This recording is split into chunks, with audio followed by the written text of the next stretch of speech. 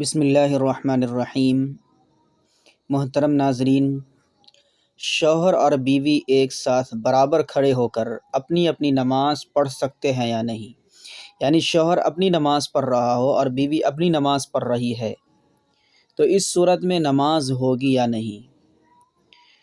تو ناظرین، اس سلسلے میں مسئلہ اور فتویٰ یہ ہے کہ شوہر اور بیوی دونوں کی نماز درست ہے۔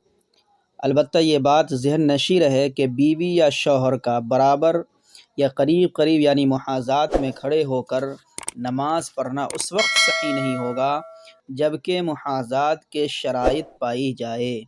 من جملہ شرطوں میں سے ایک یہ بھی ہے کہ دونوں کی تحریمہ ایک ہو اور باجماعت نماز ادا کر رہے ہوں۔